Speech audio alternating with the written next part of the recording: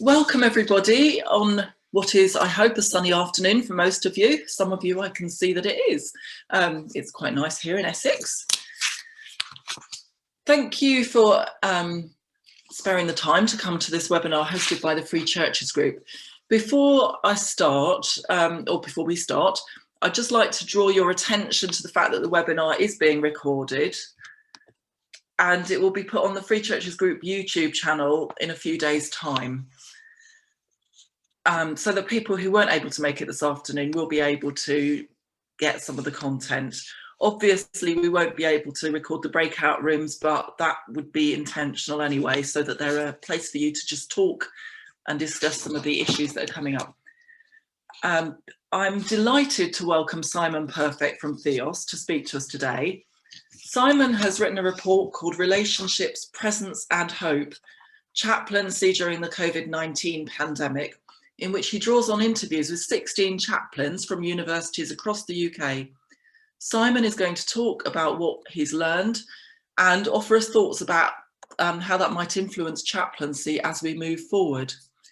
After Simon's spoken, we will hear responses and reflections from two chaplains, Fiona from the University of Hertfordshire and Naomi from Glyndŵr University, after which there'll be an opportunity for questions and observations. We'll then move into breakout groups, which will give us the chance to hear from others about their own experiences and hopes before coming back for a final few minutes. I'm now going to hand over to Simon, who will introduce himself to you. Thank you. Well, thank you very much, Sarah. I'm absolutely delighted to be here and spend time virtually with chaplains. I love spending time with chaplains, so this is great for me. I'm just going to share my screen now. Okay. So yes, I'm Simon Perfect. I'm a researcher at Theos, the Religion and Society think tank, and we've been doing for the last several months some research about the experiences of university chaplains during this period. And we published this report a couple of months ago that contained a summary of our findings. So I'm going to talk through the findings, thinking about the experiences of chaplains, challenges they face this period, and also some suggestions for what university chaplains can learn from this. And hopefully that will give us food for thought for the breakout rooms. Now, in universities, as we know, there's been a massive mental health crisis among students. In November last year, a survey of over 4,000 students conducted by the NUS found that 52% said their mental health was worse than at the start of the pandemic. We also know, tragically, that has turned into loss of life among some students. A BBC investigation found there were at least 10 suspected student suicides during the first national lockdown in March, and then an additional 17 up to December of last year. And the NUS concluded from its survey of students that the main thing that students want is someone to talk to. And chaplains have tried to be that someone. They've been at the forefront of this mental health crisis among students and staff.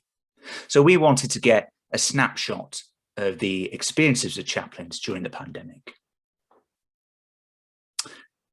Before I talk specifically about our research, a sort of little, very brief reminder, I suppose, of what the landscape of higher education chaplaincy looks like.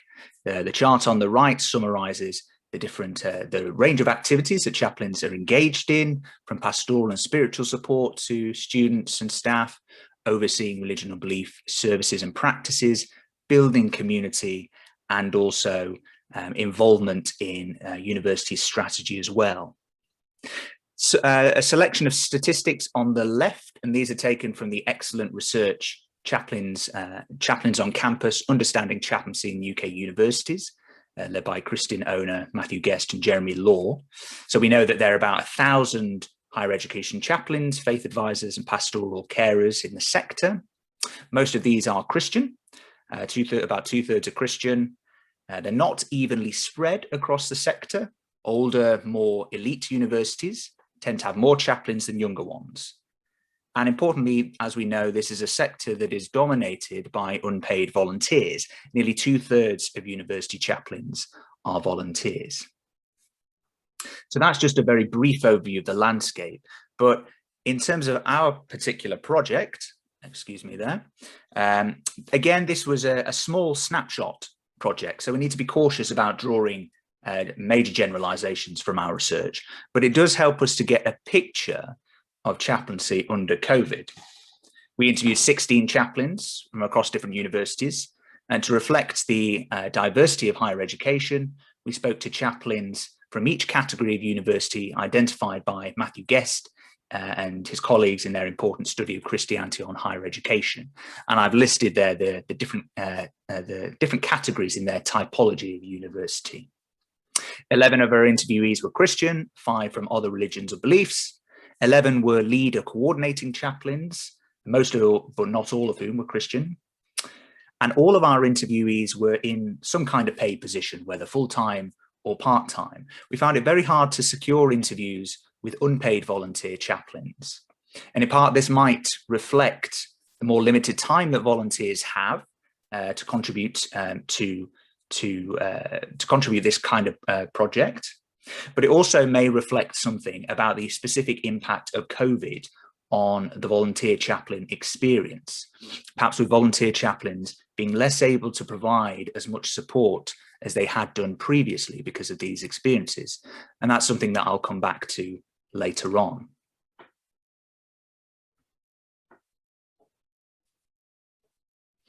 So let's think then about the contributions of chaplains during the pandemic. Obviously, during the various lockdowns, chaplains have had to transfer most of their activities online. In terms of supporting students spiritually and pastorally, a number of our interviewees said that they had seen significant increases in requests for pastoral and spiritual support from the isolated, the lonely, and sadly, of course, from many people who have been bereaved. Some of our interviewees were proactively reaching out to students and staff they had previously had contact with to regularly check in with them, see how they're doing. Some of the interviewees have been particularly heavily involved in supporting international students, many of whom hadn't been able to go home during the lockdowns and so were basically isolated by themselves.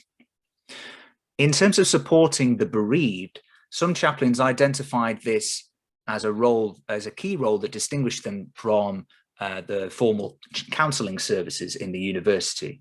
In some universities, the bereaved people would be referred in a first instance to the chaplains rather than to the counsellors, because it's the chaplains who are able to offer that extended pastoral support over time, and simply being and accompanying people rather than necessarily trying to address particular problems. But because of this particular responsibility for supporting the bereaved, that means that it has been the chaplains, arguably more than anybody else on campus, who have borne the emotional toll of bereavement and the emotional toll of the pandemic, having to prepare themselves mentally and emotionally for a potential surge of deaths on campus, even if that surge did not necessarily materialize. Having to prepare yourself for that is a significant burden in itself. It's important to note, though, that not all of our interviewees said that they saw an increase in their pastoral workload. Some said that they saw an actual decline in the number of new people contacting them, but a rise in the frequency of contact they saw with people already engaged with chaplaincy. So the support needs of the regulars grew significantly during this period. In terms of the topics that tended to come up during the pastoral conversations that chaplains had, some of our interviewees said that they had identified a shift, saying that fundamental issues around suffering, mortality, and purpose tended to come up more regularly. Some people also noted that some of their previously nominally or culturally religious students wanted to talk more about faith and God. Now, obviously, we can't generalize from that about the state of spirituality and religiosity on campus during the pandemic. Theos conducted some national polling early on in the pandemic, and that suggested that actually there has not been a kind of religious awakening across the country. However, there are signs that people are starting to think more deeply, even in secular terms, about what is meaningful for them in life and what they value. So 31% of the population said that they've been thinking more deeply about what makes life meaningful for them, up to 43% of those who are 18 to 24. And 18% of the population say that they have been, excuse me, 18% of the population say they've been spending more time in quiet reflection, going up to 26% for 18 to 24-year-olds. So that overall polling is a further reminder of why it's significant and important to have people on campus who, as the core part of their role, are able to help people navigate spiritual and existential change. Another finding that came through in terms of pastoral and spiritual support was that some chaplains have been playing roles challenging problematic beliefs about COVID. This was a particular theme among chaplains working mainly with ethnic minorities. They found themselves sometimes having to challenge myths about COVID or the vaccine, both among their students and also the wider population in their communities. So chaplains there, in some ways, acting as theologians in the outside world, as well as within their student communities. And some chaplains reported having to challenge or tackle what they considered to be unhelpful religious beliefs about COVID as well. Perhaps the belief that COVID is a punishment from God, and sensitively trying to offer alternative understandings of how God might be working in the pandemic. As well as the individual support that chaplains have been offering, chaplains have, of course, been trying to replicate their community activities online. Many have shifted religious services or prayer activities and social groups online. Some of the interviewees said that they had seen an increase in the number of people accessing those activities because virtual chaplaincy was easier to access, including for people who are not based on campus usually. So perhaps mature students had been further able to access chaplaincy community groups. Others, however, said that they had seen an actual decrease in people turning up once their activities transferred online. So we would need to have a bigger study to ascertain what the general picture is across the sector here. As well as maintaining existing activities, chaplains have been innovating during COVID, setting up new groups. We heard examples of book clubs that were set up by chaplains specifically targeted at people they had identified as lonely, staff that they had identified as lonely. Death cafes was another one that chaplains were setting up to address questions around mortality. We had one chaplain who had set up some death cafes, and on campus, he might get 6 to 8 participants. And then when it shifted online, he was reporting 30 to 40 participants from university members across the world. In some of the better resourced chaplains, the chaplains have been taking on major projects. For example, St. Peter's House Chaplaincy in Manchester set up a food project called The Well, and they've been providing emergency food for students and staff, and they reported that they provided over 7,500 emergency meals so far to students and staff who need it.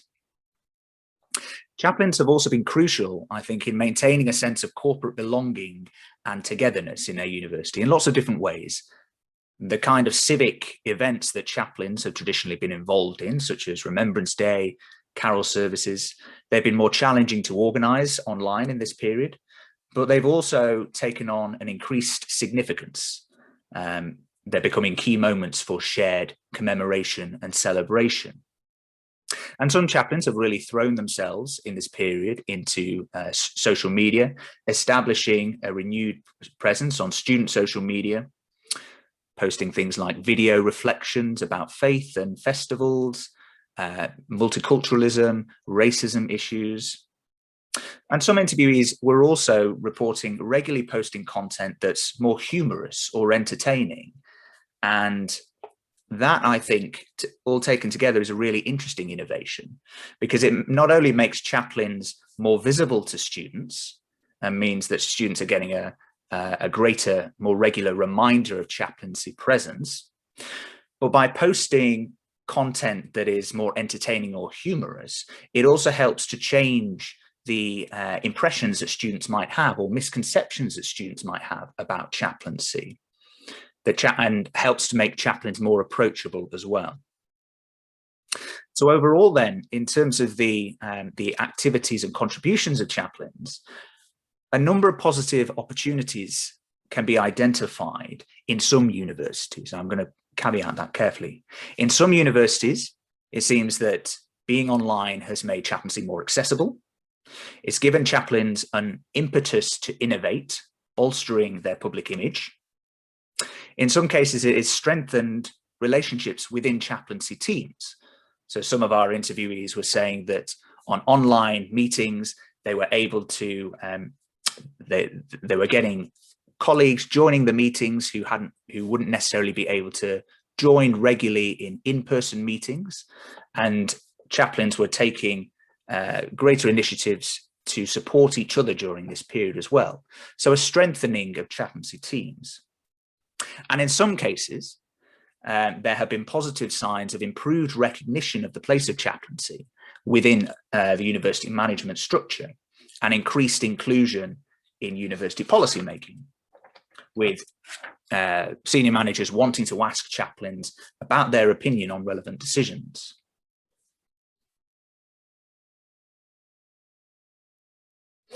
However, as I say, this is these positive opportunities that we identified do need to be caveated. They weren't necessarily present in all universities, and in some institutions, the shift online and the loss of physical presence on campus has created major challenges for chaplains, and these need to be taken seriously. I've listed a few of them here, and I'll go through them.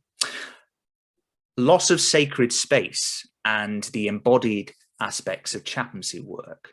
Sometimes chaplaincy work is about simply sitting there in silence with somebody who is, for example, grieving. Part of their work is conveying empathy in an inarticulate, embodied way, and that is potentially harder to do over a Zoom call. We might reflect as well on the impact of losing sacred or set aside space. Previously, students and staff could enter a chaplaincy space and be moved physically outside of their work environment. It might be harder to get people to reflect on deeper issues when they're on a Zoom call in their room next to all the reminders of the work that they still have to do. I certainly know that I find that difficult. Loss of opportunities for loss of informal opportunities for pastoral support. Like everybody else, chaplains have lost what we might call water cooler moments. And these are informal moments outside of meeting settings where you bump into people and chat. And for chaplains, those moments can be crucial for helping them identify key people who are struggling and actively to reach out for support. So the loss of these informal moments of socialization risks vulnerable people falling through the crack. Chaplains have also lost opportunities to meet new students. The welcome events in the past academic year seem to have mixed success. Without being physically present at welcome events, some chaplains have definitely struggled to reach out to new students, and also have lost that crucial opportunity, again, to break down misconceptions about what chaplaincy is, particularly the misconception that chaplaincy is just for religious people. As previously indicated, it arose in some of our interviewees a suggestion that volunteer chaplains have not always been able to provide as much support as they had done previously because of the pressures they've been facing their other commitments during COVID. And that has an impact on chaplaincy provision as a whole, meaning that in some places the lead chaplain has had to shoulder the burden of chaplaincy largely by themselves.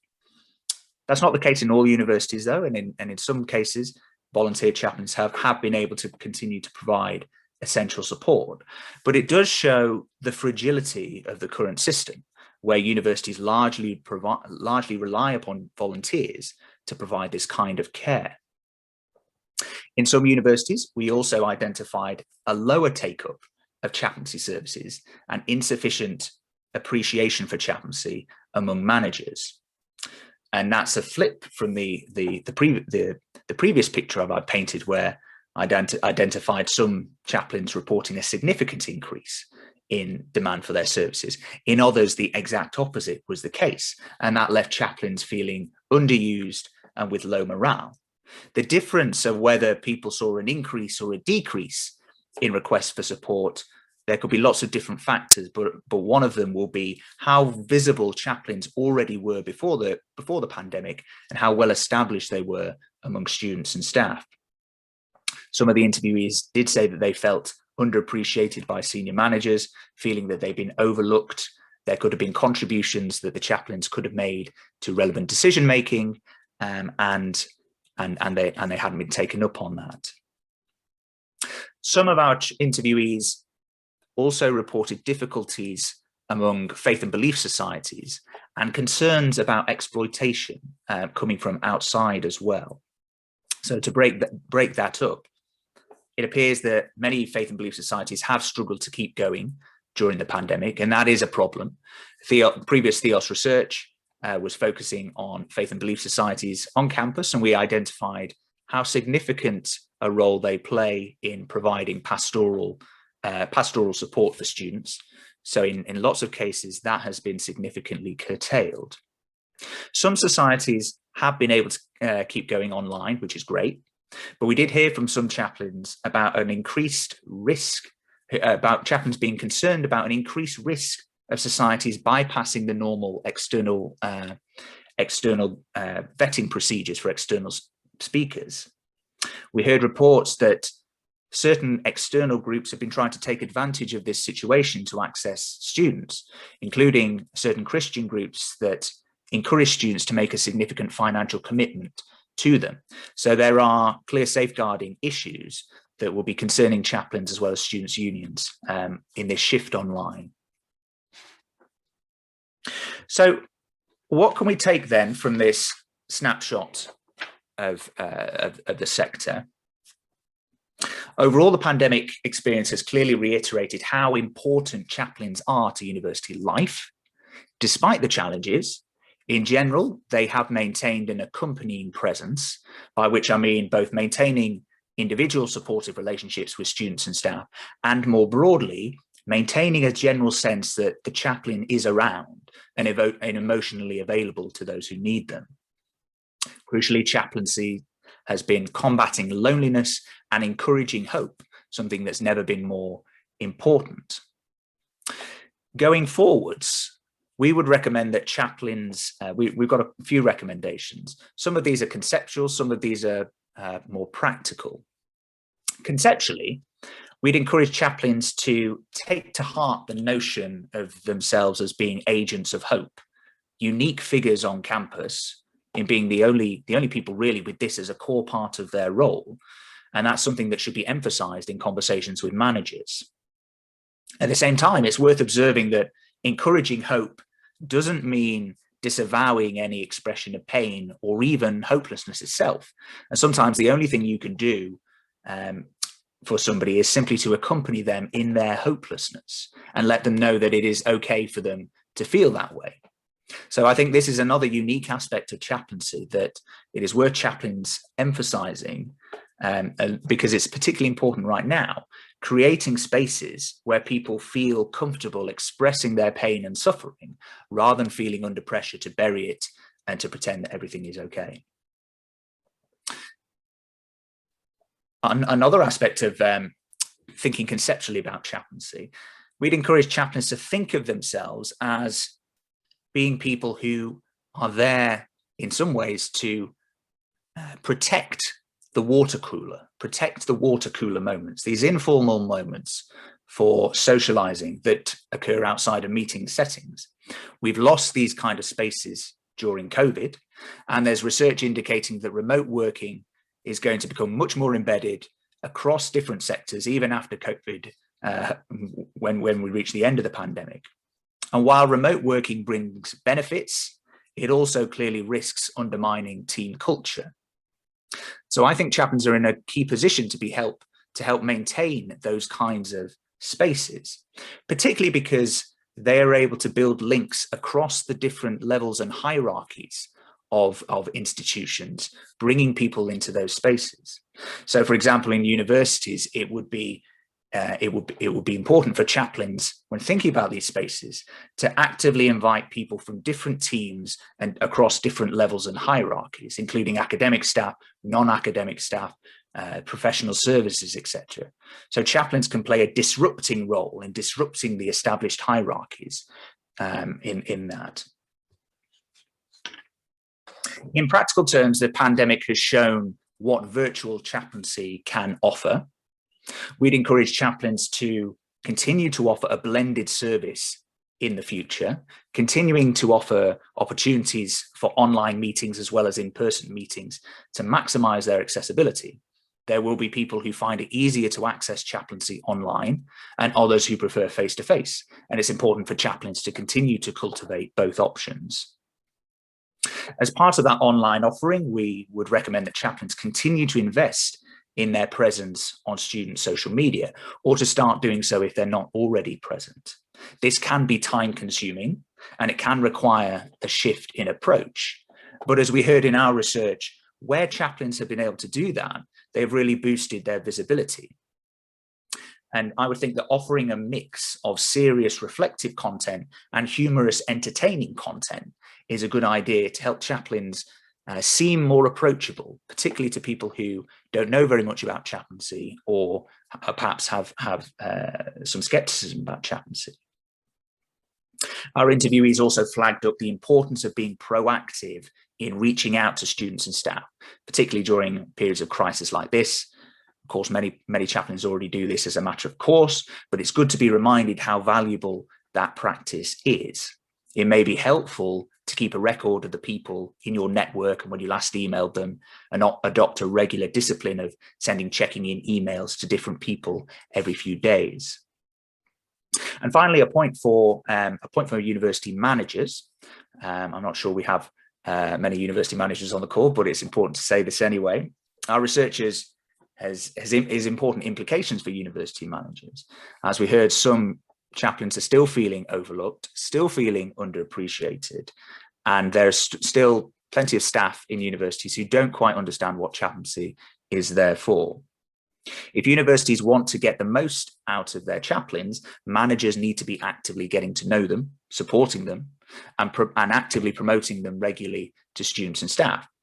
And that, is as simple as regular email bulletins with a reminder of chaplaincy presence, and explicitly saying and clarifying that chaplains are here for everybody to make use of, not just regardless of religion or belief. We would argue that universities also need to be gradually expanding the range of chaplains to reflect the major religion or belief groups present on campus. In the short term, this might mean having to recruit more volunteers. But as we've seen in COVID, reliance upon volunteers can be a fragile approach. So universities need to be looking and thinking about how they can put chaplaincy on a more permanent footing. Are there ways in which they can source funding, for example, in partnership with local religion or belief groups? To finish then, COVID has shown just how important chaplains are in universities, in hospitals and elsewhere. They've borne much of the emotional burden of this crisis, and they will continue to do so in the long term as we continue to have to deal with the collective trauma that we are bearing. In universities, chaplains have clearly faced major obstacles as they've navigated the loss of physical presence on campus, but they have developed new ways of working to provide that crucial support to those around them. Above all, I would hope that as a society, we learn from this crisis that building hope matters in the workplace and in our organizations. And building hope is not something that just emerges spontaneously. It takes investment in people who are hopeful themselves and have a gift for encouraging hope in others. And that is one of the unique things that chaplains can do. Taking seriously hope and building hope is a good start for ensuring that working life is better than, not the same as it was before the pandemic. Thank you very much.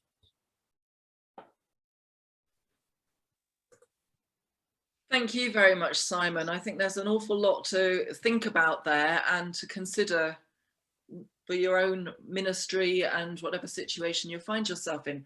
I'm going to now invite Fiona to talk to us about things that she would like to respond on, and to remind everybody at the same time that if you have comments or questions from anything that Simon says or that Fiona and then Naomi say, do put them in the chat and we can talk about those for a short while after we've heard from Fiona and then Naomi. So Fiona, please tell us your thoughts and reflections. So hello, my name's Fiona. I'm University Chaplain at the University of Hertfordshire, and to fit into Simon's brief, I'll tell you that I'm full-time. I have been full-time here for a couple of years and paid up, which is rather nice. And these are some of the shots that I ping about the place to annoy people and alert them to my presence. Rebranded myself as #virtual-chaplain with just about everything I put out on social media, just to try and pull it all together. And at the bottom it says, "Are you sick of the sight of me yet?" There's a reason for that, and I think it's very much my approach has been jumping up and down, making a noise, making sure people know I'm here to help them. So that has gone across social media during the pandemic, and also I take a sort of bottom up and top down approach. I regularly email our university deans in person just to say, look, I'm here to help staff, I'm here to help students, and just nag generally. The next slide shows you the difference between, on the right, how we celebrated Interfaith Week in 2019, and oh help, right, it's going to do something that I don't want it to do. I moved my cursor. And on the left is what it looked like this year, which was getting our volunteer chaplains together, my chaplaincy assistant, to talk about how we were all using our faith, or what our faith was doing for us during the pandemic. So it's gone from being very much in person to very much online. And I've worked along a rule of thumb which I had before the pandemic, which is that the chaplaincy is here to support people in spiritual, social and pastoral ways. And I have sort of kicked myself every so often and said, am I still doing the spiritual bit? Am I still doing the social bit? Am I still doing the pastoral bit? And I've used that as a guide to what I'm trying to offer. To let you know a little bit about the University of Hertfordshire, it's a post-1992 university. We've got some 25,000 students enrolled, 2,700 staff. I mean, I think the staff could be a full-time job if I wished it to be, and I've tried to do a lot more work with the staff, because if things are functioning for the staff, then the university will function, is my sort of attitude. We're one of the most diverse unis in the country. Nearly 50% of our students come from BAME backgrounds, and our new intake last year had 60% first students in the family. So we've got a lot of students who just don't have a culture or the support you might expect from their own families. It doesn't mean the families are hostile to their studies, but it just means that they don't necessarily know what the student is trying to do. And then we had extraordinarily difficult circumstances. They will be living in multi-generational households without decent access to Wi-Fi, maybe not decent access to technology, full stop. We also have 20% international students, which is quite high. And of course, during the pandemic, some of those students became stranded. So we have had sort of permanent residents on campus. We have never shut, because we've always had people living here. We have an extraordinary number of faith societies, and we're still trying to work out why that is. We have a proliferation of Christian societies, and the other logistical bit is that we have two campuses within walking distance of one another with faith spaces, but it does present me the problem that I can't be in two places at once. The worst bits, and there have been many, many difficult bits, and I can echo what Simon has said about the loneliness, the exhaustion, and it's because we've been in a situation of liminality, but without an end point. You know, there is yes, we have this goal of we want to get back to a post-pandemic world, but actually at no point can we say when that's actually going to happen. So it's, the trauma for people is ongoing, I feel. The loss of physical space has been very difficult. On the left, you have my lovely meeting room, which was the chill out space where conversations would happen with people because they'd come with their sandwiches just to find somewhere quiet. And on the right is what it looks like now, because I've had to strip everything out of prayer spaces so that we can have socially distanced setup. But that means I have lost a space, and it's a space we can't use. We haven't got common rooms open anyway on campus. I have heard from other chaplains that they haven't even been back on campus. They're not allowed into their spaces yet. So we've been quite privileged here that we've been in and out. I've worked from my shoebox at home, and I'm quite happy to be back in the office, and that's important in terms of just wandering about on campus and being seen. It takes me ages to cross campus because everybody's got a story to tell now. Everybody wants to stop me and say hello, and so I'm glad to be back. The loss of the physical space also means loss of what I call soft interfaces. So I might have craft stuff out, or I might have tea and coffee and cake out, and people will come for that, and then the conversations can happen. And I think that's what Simon expresses with his water cooler moments as well. And yes, that's been very difficult. Seeing people run on empty, I mean, it's been a year plus now, and it's taking its toll. I think some of the worst is just beginning to happen. And last week we had a cyber attack at the university. So where people thought we might get some of the normal university downtime in the summer, which we didn't have at all last year in coping with all the changing situations, we now have the aftermath of a cyber attack to deal with. And it's proving to be very hard for people. And quite simply, no box of tissues. I can't just put my hand on somebody's shoulder or pull out a tissue when they're crying, and that makes the interaction very difficult. So I am seeing people at the moment outside. We call it walk and talk, and basically it's not buy a coffee and sit somewhere in the nice open air, but even that interaction is more difficult because of things like I can't offer the box of tissues. The best bits, and there have been some really good bits, I absolutely find it extraordinary that we've managed now to build an online prayer session from what had been an in-person prayer session, and that we can actually sit on screen in silence. If you told me beforehand, I would have said it'll never work, but it does, and I do a follow-up email from that. So we've got a little community. Even if people can't come, they're getting an email, they're getting interaction from the session.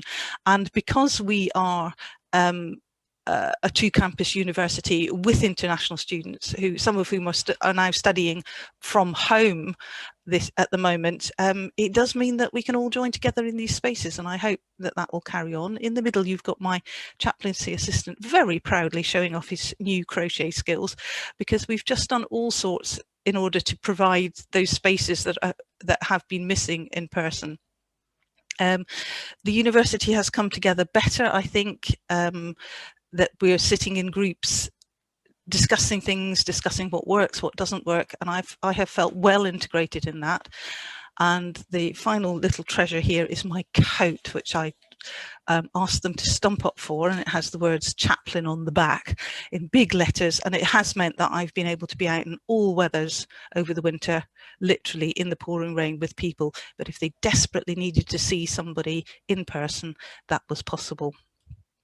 What didn't work? Online retreats, nobody was interested. I tried to start a SAF social club in the evenings, nobody was interested. The biggest hurdle I have had, and I'm still jumping up and down and arguing with people about it, is the streamlining of communications, because the institution reacted as an institution and went in on itself and decided it would control things in a manageable way, and in doing so cut some of the what I felt were very vital means of contacting people that I had. So on the right, I've put a picture of the National Day of Reflection, and I absolutely jumped up and down and demanded the space speak into on that day, because I felt it was important, but it took some doing. That on the right is, on the left, sorry, is the saddest day, which is when I had to put up a sign and say, "We are closed." And I did cry, because I just didn't know when we were coming back in and how it was all going to work. My biggest worry has been the loss of oversight. So when the societies were coming in and using the spaces, I could see roughly what was going on, and I could flag up any concerns I had about guest speakers and things. And we've lost that sort of physical oversight, but I have had a conversation with the SU about checking who's speaking in the online spaces, and that has been addressed. And as Simon also mentioned, the risk of online abuse, because groups are just forming in online umbrella ways across university, it's very, very difficult to see whether students are being exploited or not. Last couple of slides. The biggest surprise is what I'm going to call the serendipity of the small stuff. This is not design, this is absolute accident. You have a picture blown up at the top of something that people have to try and identify, and then later on in the day they get the answer. And this has proved to be very popular because it was light, entertaining. Woe betide me if I don't get that on the social media airwaves by about 9:30 in the morning. At one point, I think my father thought I'd died, and was checking up to see if I was still okay, because I hadn't managed to get it out by 10 o'clock in the morning. So that's been fun. The daily video message, again, also happened by accident. A sub 1 minute message will go on to Instagram very easily, and that has become my norm on the working days, because it was the easiest way to communicate to students while things were happening and changing rapidly. And then it just became a good morning, this is the message from the chaplaincy, and you speak this into the airwaves and you think nobody's listening, and then suddenly months later somebody will say, "Those have kept me going," and you think, fine, that's great, I'll just keep doing that as well. And there is a theology from Dietrich Bonhoeffer about hilaritas, and that is just keeping people's spirits up in dire situations. And I'm going to do a bit more reading around that. So finally, again, on the left, it was my leaflet that I used to run around the libraries with at exam times or just before, giving students support and putting all the contact information in for the chaplaincy. Can't do that now, but it has morphed into a laminated prayer and study card, which is going in the post. And again, it's these little things that you can put on social media. It won't have a big reach, but people are often very comforted by the sense that somebody is prepared to do something, even if they don't call on the service. Actually, it's just that sense that somebody's there and somebody cares. So my biggest hopes are that we take away a blended approach from this situation. I hope it's not going to be too exhausting to keep the good bits and go back to the bits that we had before that were also working, to be present in as many ways and on as many platforms as possible. And my final thought is to preserve the gift of time. The number of students or staff who have said to me, "Gosh, you spoke to me for longer than an hour." And I think that is the gift of chaplaincy, is just to be with that person for as long as it takes. And I've had former students coming back because this is a safe place. They got help and they've come back and said, "Can I still talk to you?" I've said, "Of course you can," because it's that sense that it's a unique offering. So many people do get help from other agencies, but it's always time constrained. It's 50 minutes and you're out. It's 6 weeks and that's your course done. And I think the one thing that I want to carry away from this is that I will keep seeing people. I will keep trying to make space to give them the time they need. Thank you very much, Fiona, for those really helpful thoughts and examples from your own experience. And I'm sure everybody's got other examples that they can bring, which we'll have a chance to do in the breakout rooms. But we're going to hear from Naomi now about her experiences and thoughts from the situation that you've been through at Glyndŵr. So Naomi, over to you. Thank you, Sarah. I feel as if a lot of what I'm saying is really very much echoing what Simon and what Fiona have said already. It sounds like you've all had a lot of very similar experiences and similar findings in the report. I was asked to pick up one or two things, look at the report, find one or 2 points that seem to particularly reflect my experience or things that have been interested or important to us during the pandemic. And I will get onto those, but just before I talk about the pandemic, I just thought I'd say a little bit about our university. I work at Wrexham Glyndŵr University, a very small university in the sort of northeast Wales. It was a post-1992 university. Before that, it was a technical college. So it is a purpose-built campus for academia, if you like, but it's now a university around the technical college, and we only have around about 7,000 students, so we're not a big university.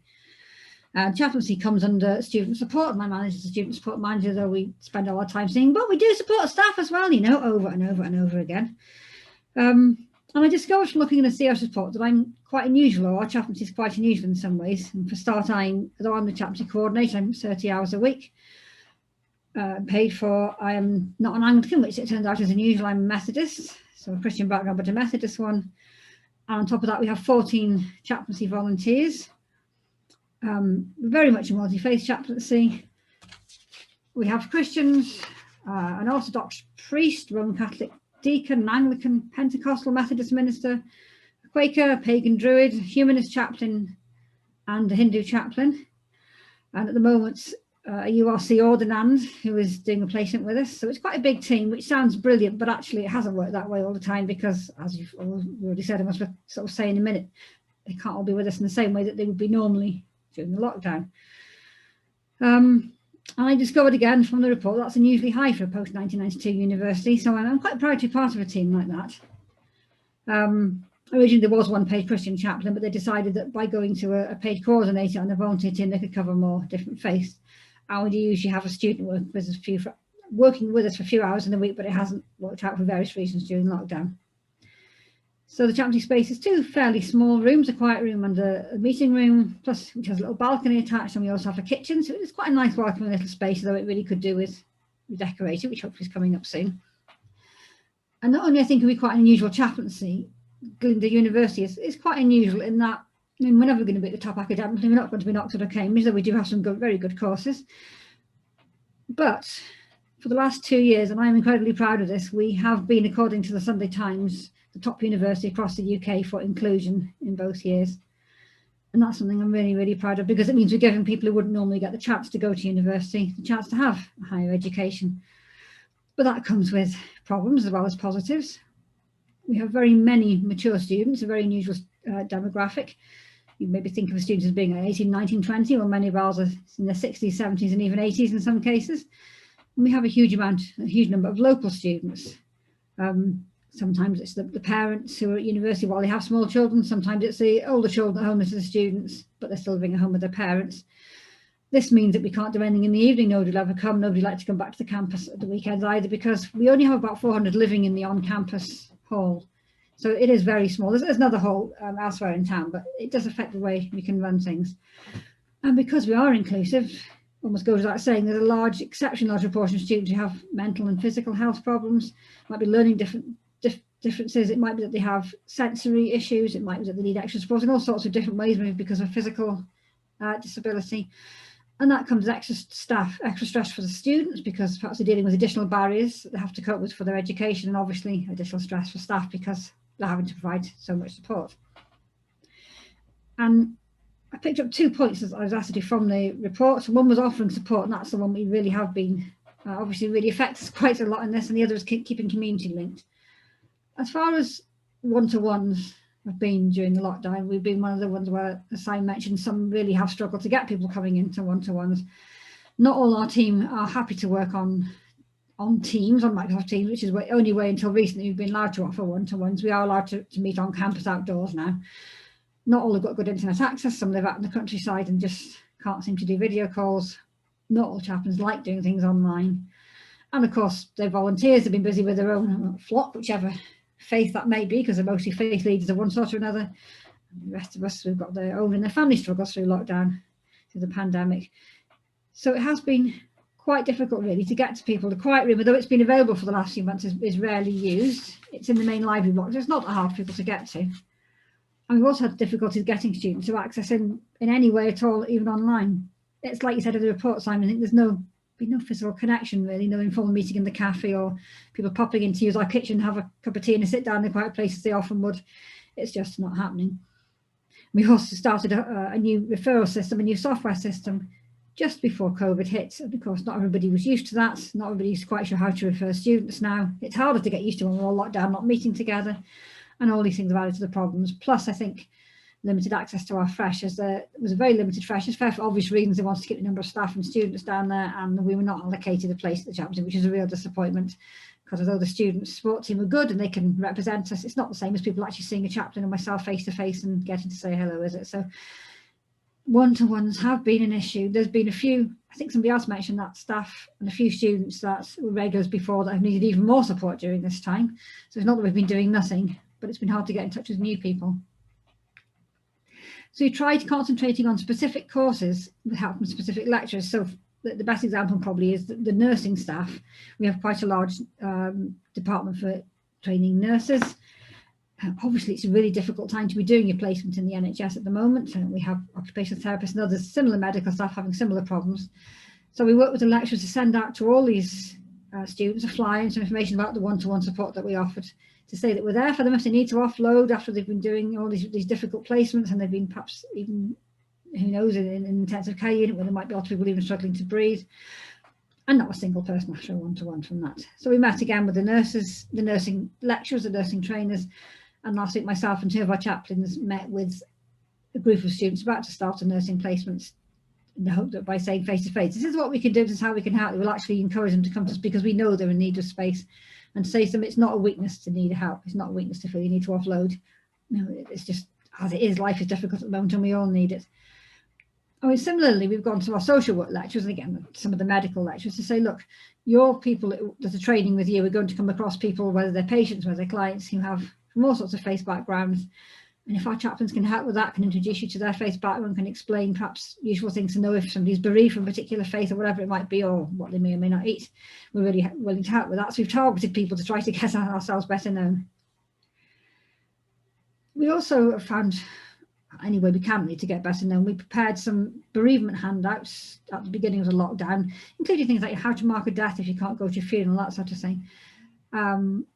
They were heard about, some of the private personal tutors and the line managers heard about them, and now all personal tutors and all line managers have a copy of that. And not only is it a way for us to help them support their students, it's a way to say, hey, this is what the chaplaincy is here for, please get in touch with us, we're good at this sort of thing, and we're really, really willing to help if you want to. And we also found that our usual system, which is that one or other of the chaplains would be on a daily rota, so somebody would be there for at least 2 hours each day, either in the chaplaincy or wandering around, and we'd have a notice saying where they could be found in the coffee shop in the chaplaincy, which chaplain it was when they were there, so people could find them or make appointments. And that just wasn't working by saying, you can get in touch. There was a chaplain on Teams at that time, it just didn't work. So instead of that, we've had a system where all the chaplains willing and able to do one-to-ones online will give me their phone numbers, their mobile phone numbers, so I just text them and say, somebody wants support at this time, or can you see somebody by tomorrow, whatever it might be, could you see somebody by the end of the week? And it's never failed so far. We've always found somebody to support, whether it be a team member or a staff member wanting that. And it's been a benefit to the chaplaincies because they're not sitting around all the time. We've also found we can really push the fact that we are the only support service that really can give you help, especially when we're not on campus, within 24 hours, unless it's the weekend, but in almost every other occasion, we can arrange somebody to talk to you within the same day or within 24 hours. And so we're pushing, if you like, the benefits of chaplaincy over, for example, the counselling service that has quite a long waiting list. We've also built up our links to other chaplaincies. There's a very big chaplaincy not far from Wrexham, a couple of miles outside us, which has a huge multi-faith team. Some of them are full-time paid, some of them aren't. They just be paid for sessional work. They're incredibly supportive of us and we are there. And the Northern HE chaplaincy, this is the chaplaincy, it's HM Prison Berwyn, the biggest prison in Britain, which opened just outside Wrexham about 5 years ago.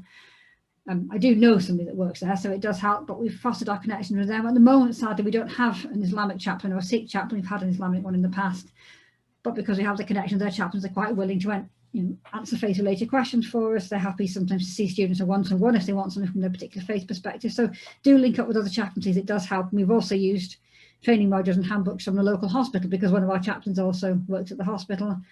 and the chaplaincy handbooks and modules from those are also really useful. So definitely, it may not be an HE chaplaincy, but we found it's helpful, especially while our resources are limited. Not all staff are available, not all chaplains are available to work as well as we can with other chaplaincies and sort of benefit from sharing with them. And they've also helped us with, especially the prison chaplaincy, when we've been able to have actual real life events. They've often sent people from different faces to them, which has helped us with those. So that's where we're up to with sort of the one-to-ones are trying to do the support. We've also, the other point in the report was to think about what it talks about being a link for the university community. The pandemic has separated us. This has been said before today as well. People are no longer feeling part of the whole. We've worked on all we can do to keep everybody feeling as near to normal as they can, as near to the fact that they are still part of this big university as we can make them. As I already mentioned, we've kept at the big events that Chaplaincy always does, so the Remembrance Day service online. We had an online but live bugler. Carol services, we always have sort of thought for the day, quiet drop-in things for Lent and in Advent, and we've actually turned these into films. We were lucky to have the URC Ordinand because he's brilliant technically speaking and has experience as an actor, so he's been able to record some little films for us, which just to get people thinking. And you know, my manager, who's not that much interested in faith things, said she just thought she'd have a glance at one day and see what he was talking about, and she was absolutely transfixed to the end of it. So it can be surprising how people can get into these things if they're available. It's just available through our Facebook for one thing, but if you make them available for people. On top of the big annual events, we've made sure to organise our usual university events, virtually obviously, and make sure that all staff and all students know that they're welcome at these events. So one thing we do is a respect fair where people, staff and students, a mixture, will talk just maybe 10 minutes on their experiences. For example, we've had a staff member talking about depression, had somebody talking about being a student with dyslexia, another one was an autistic student. We've had people talk about what it's like for minority group, we had a trans student talking, all sorts of different people with different lived experiences, staff and students and external people to bring all of them together. They would just contribute for 10 minutes and we'll have a series of these little films available on our Facebook or live on the day if people want to have a look at them. So that's a really good way to keep people connected. And also lunchtime lectures, which are, we call them lunchtime lectures. Again, it's only about 20 minutes, half an hour lecture. We're trying to connect the academic departments with spirituality. So for example, this year, one of our architecture lecturers spoke on the architecture of worship places and how they can be engineered to encourage a sense of worship from us, or to get over the particular message perhaps that the architect wants to get over. We've had also this year somebody from the prison chaplaincy talking about restorative justice, because we have a large criminology department, so that's been useful. People talking about, somebody else talking about his family's experiences in the Holocaust, so a complete mixture of different subjects, and somebody else talking about geology, his faith in a creator God and how it's affected by the fact that we live in a world with tsunamis and earthquakes and so on. They're just different ways to get staff and students talking, to get them involved, to get them to come along and have a think, but mostly to make them feel that they're still part of the university. And we haven't just organised university events, we've joined university events. We got a bit pushy, I think. Fiona also said about being a bit pushy. Making the university realize that we go beyond strictly spiritual events. So anything to do with mental health, well-being, our Go Green Week, all these, we push into and say, hey, can the chaplaincy be part of this, please? And we've never been pushed away and been told no, I have to say. So if you can just be involved in something to do with that, offering a spiritual perspective on things, it's a great way, again, to get you known at the university and to help link yourself to the parts of the university you might not otherwise come across. And again, we always make sure that staff and students are welcome to all these things. And finally, I mentioned external links with the prison chaplaincy. We also work with an organisation called Chaplains Creating Communities. One of our chaplains works for Wrexham Council as a community cohesion officer. So he's involved in a lot of network, a lot of bringing minority groups together. And we've got involved in that, partly through his intervention, but the rest of us as well. So they may be a town-wide or a North Wales-wide interfaith event he's connected to. So again, we invite staff, we invite students to keep them feeling less lonely in the lockdown, to keep them feeling that they're still part of a bigger thing out there, more people out there. And the final thing that we did was a multi-faith chaplaincy networking day, in which we invited chaplains from all around the country, also different settings, to come and listen to a few speakers and to get involved in some discussions. One day it was all done on Teams. It would have been better on Zoom, but we couldn't get a license at the time. And again, it's just about bringing chaplains together, giving them a chance to talk about their experiences, making them know that they're not out there on their own. And we had quite a lot of good feedback for that. And an amazing number of different chaplaincy settings and responded. You wouldn't think there were that many, but it did surprise us. Finally, things we want to take forward from the report.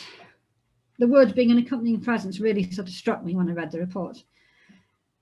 we want to be an accompanying presence of people online and offline. Some will prefer blended, as other people have said, way of being chaplaincy afterwards. Our videos at Advent and so on were much better engaged with than usual. We have events on campus, so we'll be thinking about doing that in the future. Trying to get people to engage in the events, more working on ways to do that, to be better known and recognised by students. We think that if staff and students obviously recognise you've chatted to chaplains before, they're more likely to come to you for support. So our hope is that if we can do that, and we hope there isn't, if there is another lockdown, they'll know us better and they'll be more likely to come to us for support. The report also covered, been mentioned before as well, about becoming appreciated by management and by the wider community. Our management's quite good in some ways, and this is beginning to happen. Every 2 years we have an award ceremony where different teams or individuals in the university get an achievement award, and this year the chaplaincy was chosen to have the best volunteer team at the university award, so we're really pleased with that, and it means that people hear what we do and gives us a chance to talk to them about what we do as well. So yes, to some extent we're very much recognised, but resources are quite limited. We're not given much much money to do what we do, but we do our best. They are appreciated the fact we've done things like the bereavement help leaflets, and we support the trainee nurses. One of our chaplains is a trained sports chaplain. We're trying to get involved in the student union with that, and we've already approached them about that, so that once we get back on campus, they're all ready to go with that, to get to contact with students that way. And we keep trying to remind management we're not just about spiritual care. The chaplaincy is about well-being. With staff and students, we get involved in any mental health, as mentioned, that we can. I've got involved in the equality and diversity events. I'm on the steering group now for equalities and diversity at the university.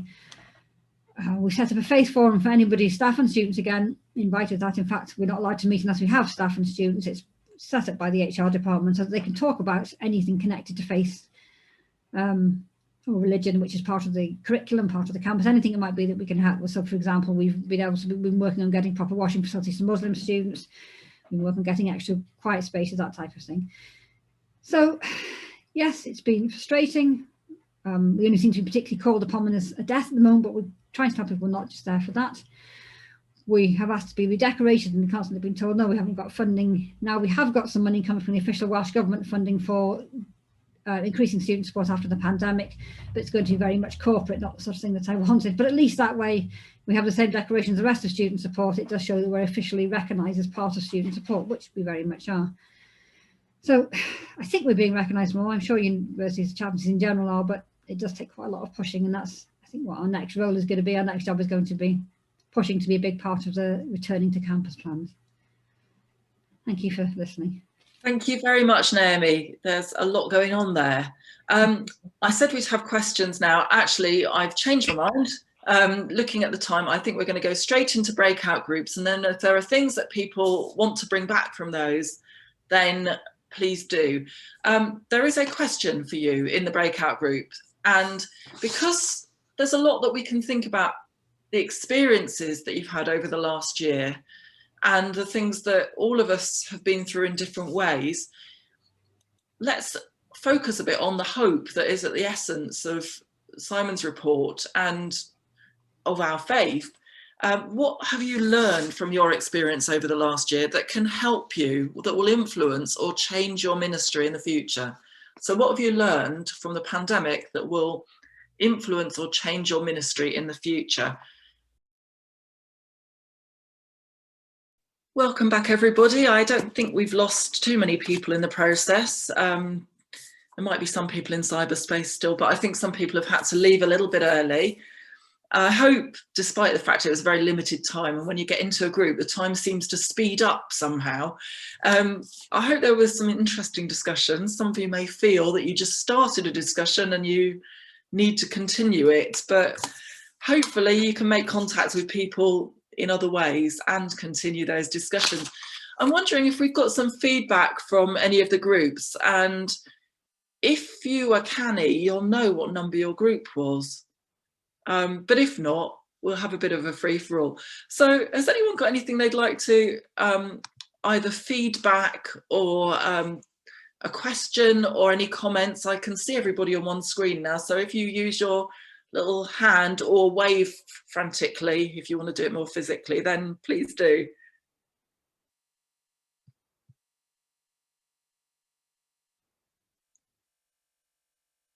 Is there anyone from, oh, I can see hands. That's really encouraging.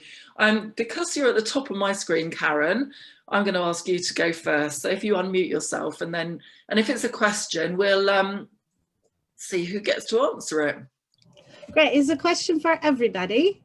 So I was really inspired by the report, by what it said about the challenge to be agents of hope and space holders for expressions of pain. And immediately what came to my mind is that I know a student who graduated last year who made a 5-foot stained glass window all about COVID for her final year project as a fine arts student. She'd be willing for me to use that in some way. I would love to, I just keep thinking of how could I use this stained glass window as a place where people could come along and reflect about the past year, but also leave with a sense of hope for what is to come. And I wondered if anyone had any ideas of how I could use the window. You could centralize it in a prayer station.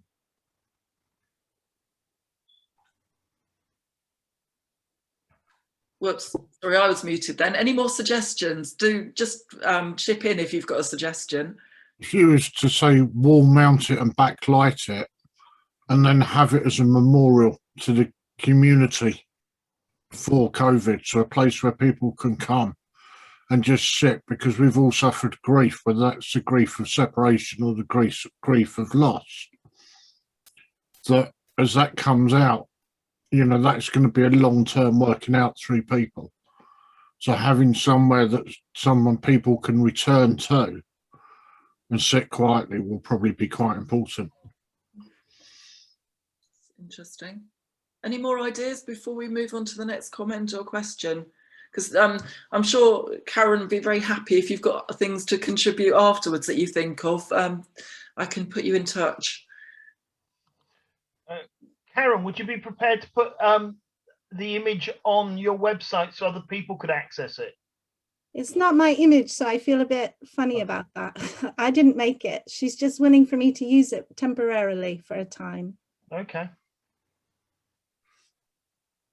Well, if anything pops into your head as you're thinking about it, I don't know if everyone else like me is curious to see it now. I've got a picture in my mind, but it's probably not the reality.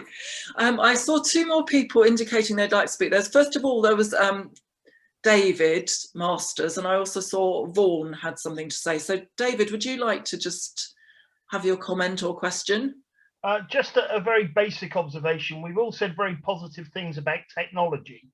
And in our group in particular, I owned up the fact that I personally hate technological approaches, and I've always favoured personal faith-to-faith ones. And reality is we've all had to learn those new skills, and we've all had to make use of them. However, it is worth noting, and I'm sure you are all aware of this, I think Naomi reflected the fact that people do get zoomed out. You can only use certain technologies in certain ways for certain amounts of time.